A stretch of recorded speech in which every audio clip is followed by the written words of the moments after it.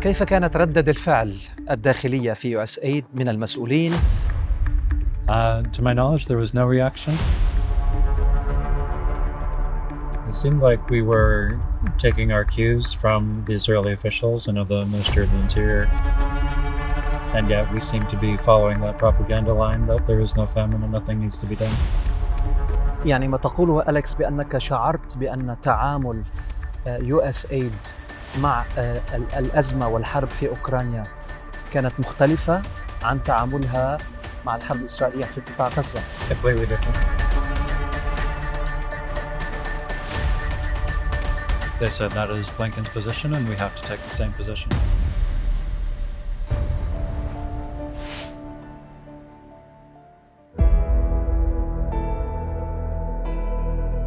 لم يلتقي بأي عربي أو مسلم حتى بلغ 18 من عمره، لكن بعدها المحامي والناشط في مجال حقوق الإنسان تنقل بين دول كثيرة من بينها في الشرق الأوسط وأفريقيا لمساعدة المتضررين من الحروب والأزمات مدافعاً عن حقوقهم الإنسانية. وفي خضم الحرب الإسرائيلية على قطاع غزة وفي أحلك الظروف الإنسانية وأكثرها حاجة للإغاثة، تكشف له بأن الوكالة التي يعمل لديها تكيل بمكيالين، فقرر الرحيل ولكن ليس بصمت.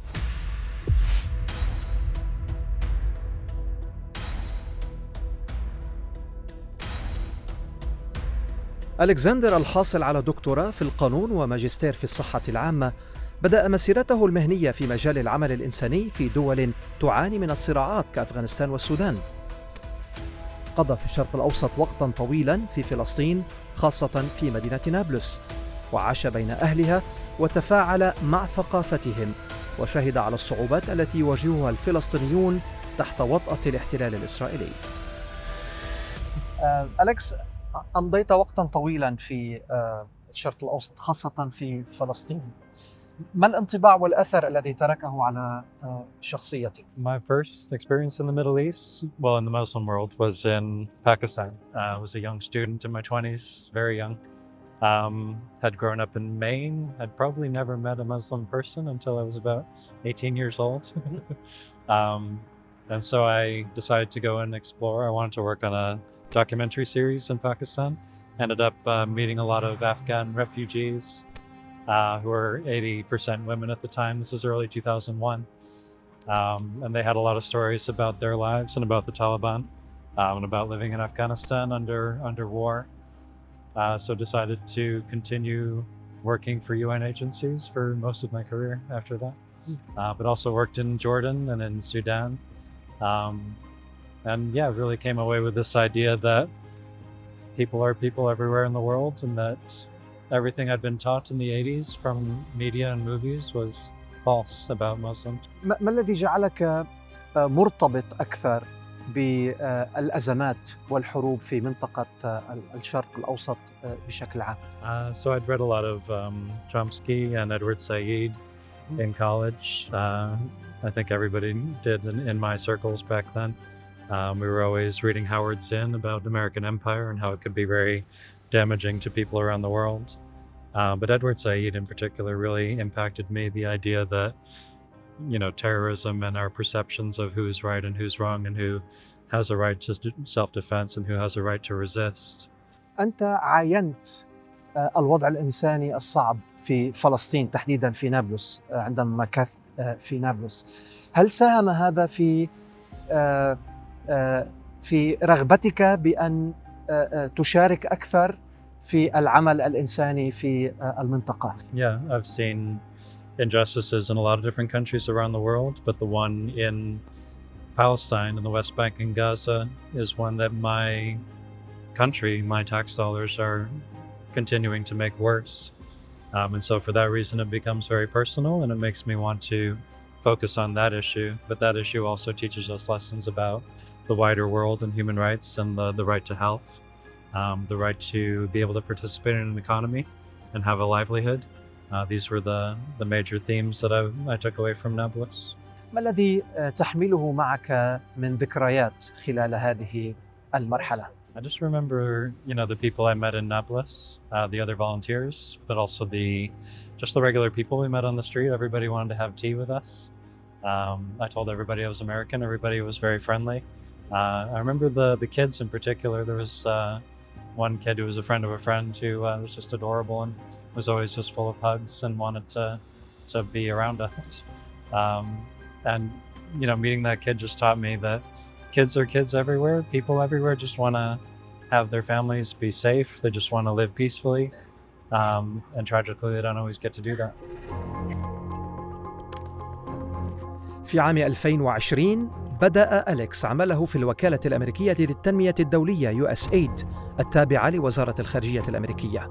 ومع اندلاع الحرب على قطاع غزة وتدهور الوضع الإنساني فيها، شعر أليكس بالتعاطف العميق والمسؤولية تجاه سكان القطاع، خاصة الأطفال، تعاطف لم يجده لدى الكثير داخل الوكالة. كعامل في المجال الإغاثي والإنساني، كيف أثرت عليك حرب غزة؟ Seeing children getting hurt, seeing people getting hurt deeply affects me. I don't really understand why everybody isn't similarly affected.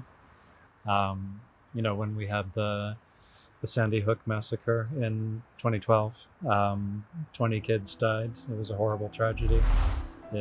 Everybody remembers where they were when it happened. It was a huge news story. It really shook people in the United States. Not enough to change our gun laws, but it had a cultural impact on people, on our minds, on our conscience. That was 20 kids. We now have, perhaps we're nearing 20,000 kids in Gaza, and it's unimaginable, the suffering, the pain, the trauma that even the kids who survive are having to go through, watching family members die, being displaced from their homes. It's horrific. So that's, for me, that was the thing that shook me, and I would hope that it shakes everybody into some kind of action, some kind of wanting to make that stop. منذ بداية الحرب أعربت إسرائيل على لسان كبار مسؤولي حكومتها عن نيتها حرمان المدنيين في قطاع غزة من الغذاء والدواء، مما أدى إلى أزمة غذائية حادة ووصول المجاعة إلى مستويات غير مسبوقة وفقا للعديد من المنظمات الإغاثية. ورغم ذلك كانت الحكومة الإسرائيلية تنفي هذه الاتهامات بشكل متكرر، ومع تبني وزارة الخارجية الأمريكية للرواية الإسرائيلية انعكس ذلك بشكل واضح على جهود USAid في إيصال المساعدات إلى القطاع. إسرائيل استخدمت التجويع كسلاح بحسب منظمات عالمية. هل كان هذا هو التقييم على الأقل الداخلي لدى USAid؟ It was never said officially, even though every other humanitarian aid organization, every UN organization, Human Rights Watch, every human rights organization said Israel is blocking aid. Human Rights Watch back in December said Israel is using starvation as a weapon, and showed the evidence of that, the bombing of the warehouses, the bombing of agricultural land. These were all obviously not military targets. These were targets that were meant to increase the pace of the starvation. And we know from Yoav Galant's statements immediately after October 7th, I'm going to cut off water, food, fuel from Gaza. So none of this was mysterious or hidden. It was all out in the open. And yet, officially, USAID never issued a statement condemning that intentional starvation of people. It came out later that USAID had issued a report based on our colleagues' findings in that region that yes, Israel was blocking aid. That report went to Blinken's office in April, and nothing was done about it. Blinken never acknowledged the report. He never tried to alleviate the problem, and never took steps to cut off military aid, which we are required to do if one of our allies is blocking U.S. humanitarian aid. في هذا الوقت أليكس، مسؤولون إسرائيليون رفضوا تماما فكرة أن هناك مجاعة في قطاع غزة. هل أثر هذا على عملكم، وكيف تعاطت USAid مع هذا المعطى والواقع؟ It seemed like we were taking our cues from the Israeli officials. I know the Minister of the Interior, Ron Dermer, in May said that there is no famine in Gaza. There never has been a famine in Gaza. Also in May, we knew that most of the kids in at least North Gaza had not eaten in the past 3 days. They'd missed an entire day of food in the last 3 days from WFP. And so the facts on the ground were not matching the propaganda, basically. And yet we seem to be following that propaganda line that there is no famine and nothing needs to be done. في الكواليس كيف كانت ردود الفعل داخل وكالة USAid؟ There wasn't much of a reaction, which really surprised me. I volunteered on the team that responded to the Ukraine crisis. As soon as Ukraine was invaded, we immediately started making plans to rebuild the health systems, to make sure that everybody had every resource that they needed in the short term, but also the day after the conflict. We wanted to be able to rush in health system strengthening and make sure that they had functioning hospitals at full capacity. That didn't happen with Gaza. يعني ما تقوله أليكس بأنك شعرت بأن تعامل USAid مع الأزمة والحرب في أوكرانيا كانت مختلفة عن تعاملها مع الحرب الإسرائيلية في قطاع غزة. Completely different. لماذا تعتقد بأن هذا حصل؟ I hate to say it, but I honestly think that some people's lives are considered more valuable than other people's lives.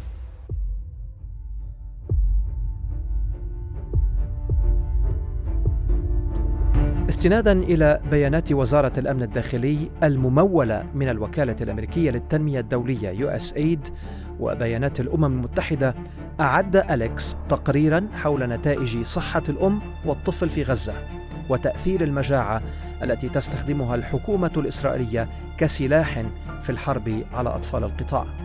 وقد كان من المقرر أن يعرض التقرير في المؤتمر العالمي للنوع الاجتماعي في واشنطن، إلا أن كلمته ألغيت قبل يوم واحد من تاريخ المؤتمر.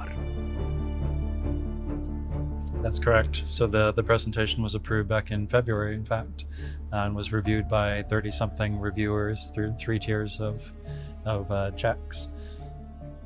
2 days before, I was told that certain words had to be removed from the presentation, words like Palestine and Palestinian to refer to Arab Israeli citizens.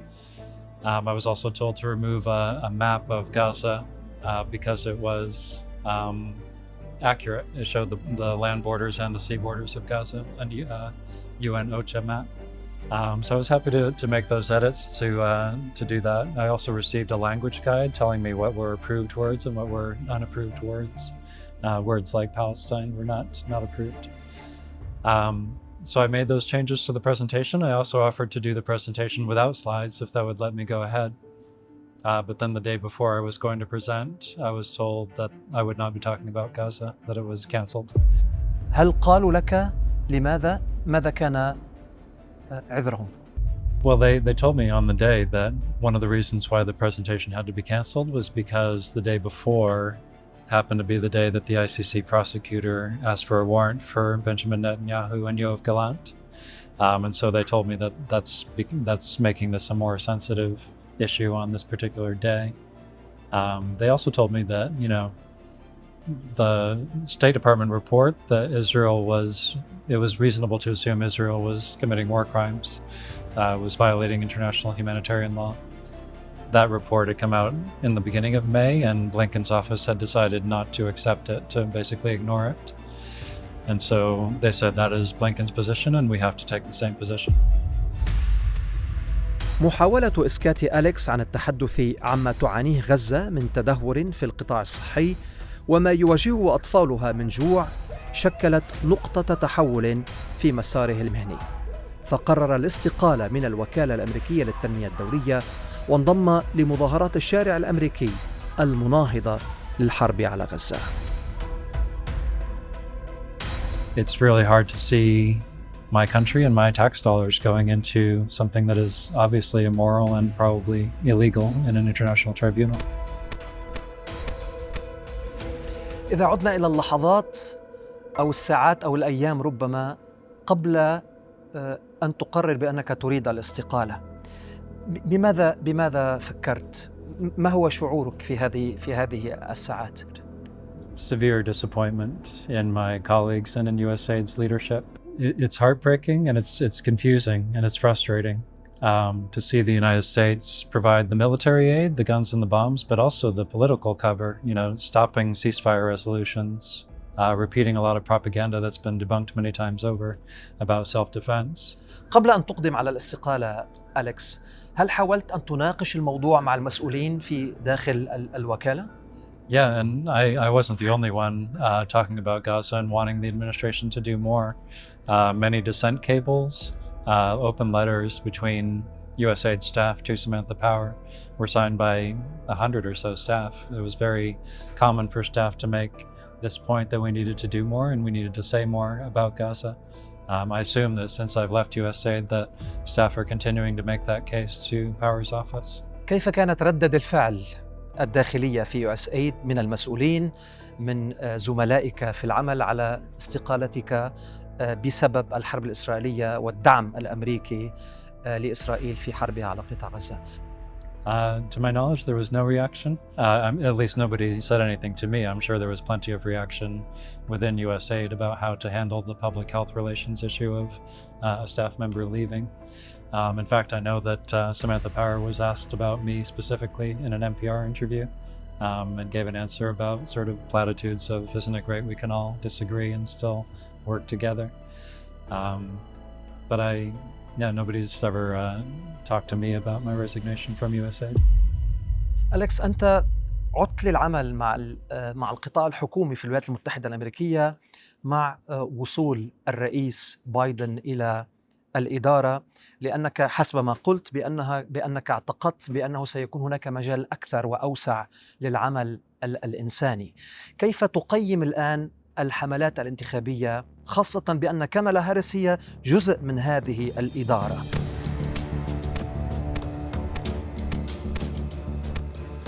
Yeah, it's extremely disappointing. I did come back to work in U.S. government at the very tail end of the Trump administration because I was excited to work for Biden. I thought that Biden was a decent man who was going to respect human rights, geared to make the world a more ordered and better place. So it was extremely disappointing to see Biden take a complete 180 and support a genocide. هل لديك قلق من الإدارة المقبلة للوضع في الشرق الأوسط وما قد يؤدي إلى مزيد من التوترات والحروب؟